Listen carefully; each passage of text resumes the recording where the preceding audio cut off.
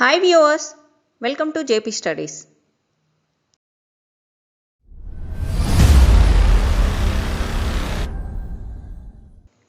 Welcome to the chapter Our Earth.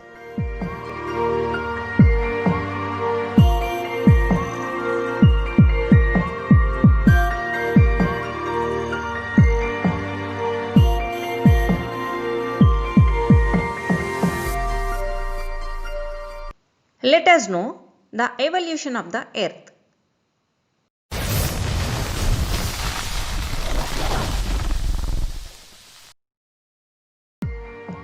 Scientists observed that the formation of the Earth is a result of various intermediate phases.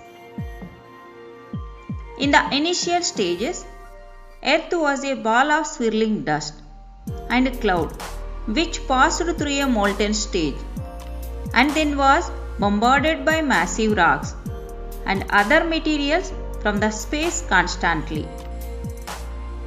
At molten stage, the earth was very hot. The heavier particles which goes to the bottom formed part of molten core, and lighter particles which comes to the top formed the layer of crust covering the molten interior. For example, if you boil a thick soup containing many substances, you may observe that the heavier particles tend to go to the bottom and lighter particles cool at the top.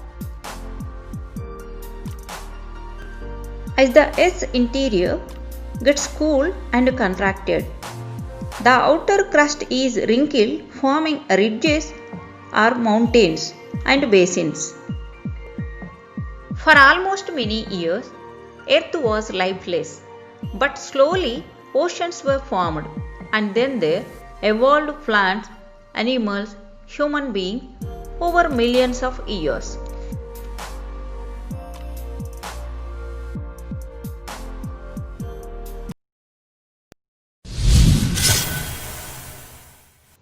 Now let us look at the internal structure of the Earth. It took several hundred years to understand the interior of the Earth. The internal structure of the Earth consists of three layers that are crust, mantle, core. Crust. We live on the outer part of the Earth, which is called the crust. This layer goes up to a depth of 3200 kilometers. The crust mostly consists of various kinds of rocks. Mantle. It exists a depth of from 100 kilometers to 2900 kilometers. The upper part of the mantle is a pebble layer over which the crust floats. This consists mainly of chemicals called silicates. Core. It exists at the depth from 2900 kilometers to 6376 kilometers. It is composed of dense and heavy substances like iron and nickel. It can be divided into two sublayers: outer core, inner core. Outer core 2900 to 5100 kilometers, composed of liquid metallic material like nickel and iron. Inner core. The solid inner core 5100 kilometers to 6376 kilometers of the Earth is made up of iron compounds and heavy substances like gold.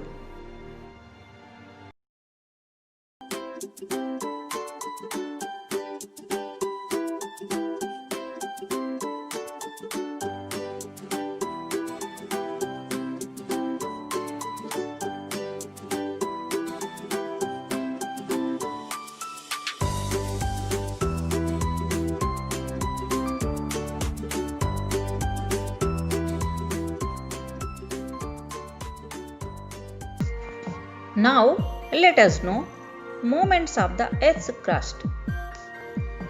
The shapes and positions of the continents may seem fixed at the time scale of human experience.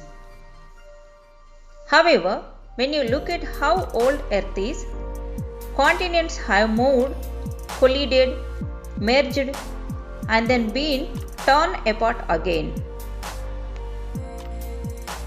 In the early 20th century, a German meteorologist and geophysicist Alfred Wegener introduced the theory of continental drift to describe and partially explain the present arrangements of continents and ocean basins. He postulated a massive supercontinent, which he called Pangaea, as having existed 220 million years ago and then breaking apart into several large sections. He suggested that these sections moved away from each other over millions of years. Some continents collided with others. They are still moving around. He said that the supercontinent of Pangaea broke into two forms, namely Laurasia or Angara land, present North America, Greenland, and all of Eurasia, north of Indian continents. Gondwana land, present South America, Africa, India, Australia, Antarctica. These two blocks were separated by a long shallow inland sea called the Tethys Sea. It took millions of years for the continents to reach the present shapes and positions on the globe. Even today, many of the continents are moving very slowly, pushing each other. Activity. Pause the video and do this activity.